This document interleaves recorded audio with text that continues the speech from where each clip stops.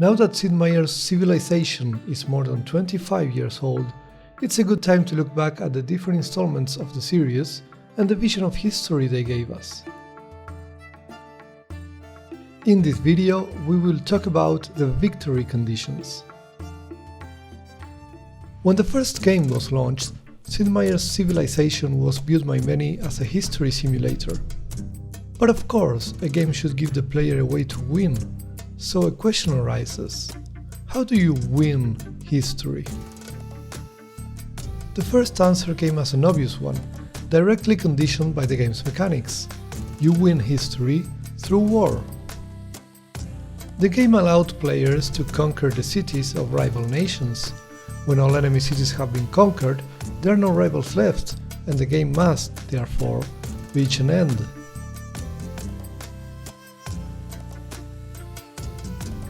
But it must have seemed obvious to the game developers that allowing the player to win only through war gave the game a rather bleak tone.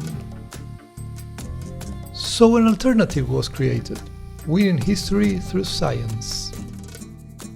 As a civilization progresses through time, the game allowed players to discover new technologies that made new buildings, world wonders, and military units available. This system of technological discoveries was made to reach an end at the time when scientific development allowed the civilization to build a spaceship and send it to colonize the closest star system, Alpha Centauri. This seems to create a duality between scientific development and warmongering, but the game makes it very clear that scientific research is directly linked to the improvement of human capacity for destruction. Apart from this, the amount of scientific research a civilization can produce is directly linked to the total amount of commerce its cities create. A civilization with more cities can create more commerce, and therefore research faster. So even if the player goes for the allegedly peaceful victory, the game strongly motivates us to get as many cities as possible, which will always lead to at least a few wars. Sid Meier's civilization gives us, therefore, a strongly imperialistic view of what winning history means, and fails to provide an alternative to war. Civilization 2 doesn't change much in this aspect, but the third installment of the series brought a huge revamping of the victory conditions. Winning through war not only meant eliminating all rivals, but it could also be achieved by conquering 2/3 of the world and having 2/3 of the total population. While theoretically this could be achieved through peaceful expansion, I'll consider this condition as just another way of winning through war, since in practice one would normally be forced to conquer a large amount of enemy land in order to achieve it. The scientific victory remained the same, but two completely new ways of winning the game appeared: winning through culture and winning through diplomacy. Culture was a new mechanic of Civilization 3. It was produced with world wonders and religious buildings, and it could be used to expand borders, convince enemy cities to join our civilization, and even win the game. There were two options for this: developing one city to more than 20,000 culture points, or having more than 100,000 culture points in total, with no other civilization reaching more than half of that score. This second condition was obviously hard to achieve without reducing the capacity of other civilizations to produce culture, which was normally achieved through war. But the first option could be achieved peacefully with just one extremely cultured city. World wonders could be not only impressive buildings, but also impressive projects that advanced humanity as a whole. This victory condition, therefore, is achieved through improving the world rather than destroying it, and it was a refreshing change. Diplomatic victory was an interesting attempt, since the most effective strategy for it involved building the United Nations and getting the other civilizations in the world to like players enough to vote for them. Unfortunately, in practice it really didn't always involve winning through peace. An easy way to get other civilizations to vote for us was to give them gifts through diplomacy, such as gold, technologies, or resources. This means that the higher your amount of gold, the higher your chances of winning the vote. and gold depends on commerce, which again depends on the amount of cities you have. So once again, the game encouraged players to apply an imperialistic expansion in order to win. An option to win through the overall score in the game was also added, but since score depended partially on the amount of cities and population, this was again a motivation to try to expand as much as possible. Civilization 4 followed a similar path, but made some slight modifications to the cultural victory. Now the game wanted the player to have 3 cities with legendary culture, which came through religious buildings and wonders, but also mostly through the assignment of commerce to cultural development as well as the creation of great artists. This provided some interesting alternatives for peaceful games, motivating players to try to win by creating art instead of destruction. However, the cultural victory in Civilization 4 had a negative side effect. The only way to stop a rival from winning a cultural victory was through attacking at least one of their 3 most cultural cities. From a defensive point of view, therefore, the cultural victory condition could also be just another motivation for the player to go to war. The Warlords expansion to Civilization 4 introduced the concept of vassal states, which strongly modified the diplomatic victory condition. Now the player could force a rival to become a vassal, and the vassal would always vote for the player in the United Nations. Since the most effective way of forcing a rival to become a vassal was through war, this new mechanic effectively turned a diplomatic victory into just another victory type adequate for players who prefer military expansion. Beyond the Sword was the last expansion for Civilization 4, and it included a completely new way of winning. The game introduced the Apostolic Palace, which could generate a voting for the world leader in a similar way to the United Nations, only the Apostolic Palace appeared much earlier in the game. While the mechanic for this vote was the same as the one for the UN, in practice there were some very relevant differences, so players started to call it a religious victory. Every civilization in the game could need at least one city following the religion of the Apostolic Palace for this victory to be possible.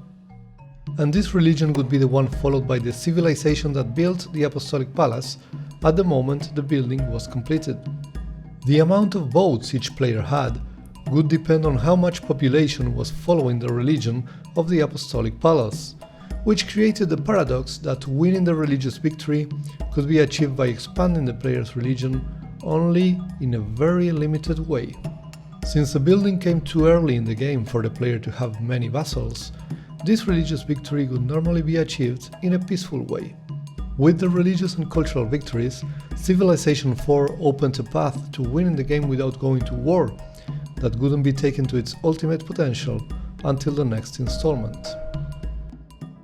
Civilization 5 included many ways of limiting the player's expansion and made it much easier for the game to be won with a small empire of usually no more than 4 cities. The scientific victory was, for the first time, easier to obtain with a small empire, since each new city increased the cost of discovering new technologies.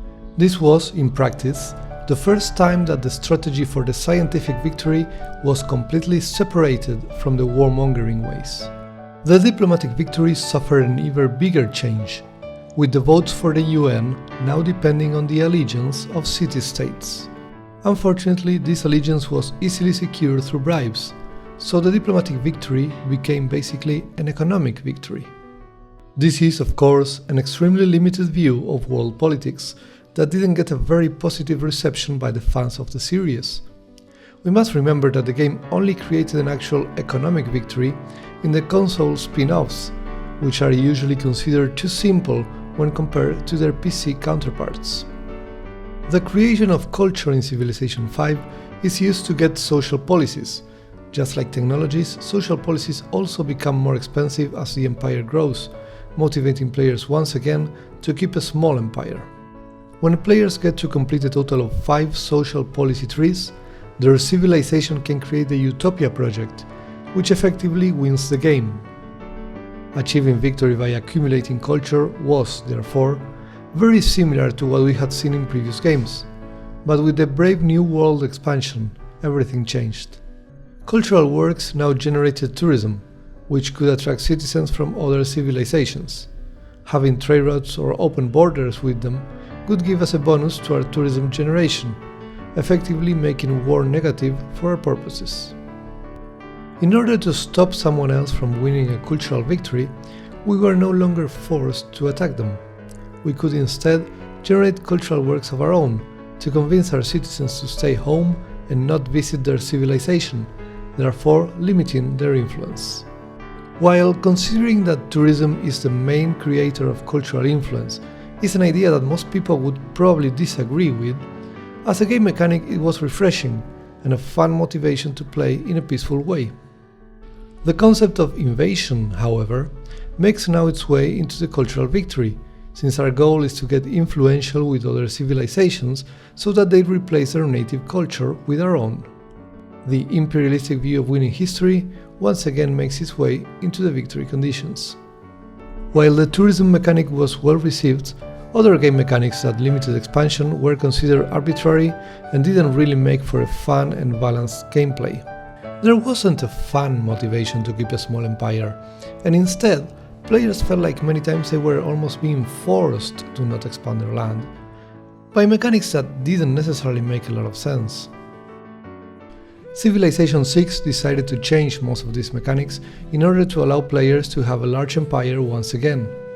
Tourism remained and was developed, with seaside resorts and natural parks as new elements that motivate players to not damage the environment in their land. The scientific victory went back to being strongly related to military conquest, since getting a large empire is once again an efficient way to produce more scientific research. The diplomatic victory that had been clumsily turned into an economic victory in the previous game was completely removed, while the religious option that hadn't appeared in Civilization V made a very promoted comeback, this time properly labeled as religious victory by the game developers. Unlike the Civilization IV system, there is no paradox in the way the religious victory works in Civilization VI. Players must now found a religion and then turn it into the most popular religion in every other civilization in the game. Effectively, this feels a lot like a military victory, only that instead of seeing military units killing each other, we see religious apostles fighting through theological debates. If the way the game sees tourism implies invading foreign culture and replacing it with our own, the religious debates are just another expression of the same idea.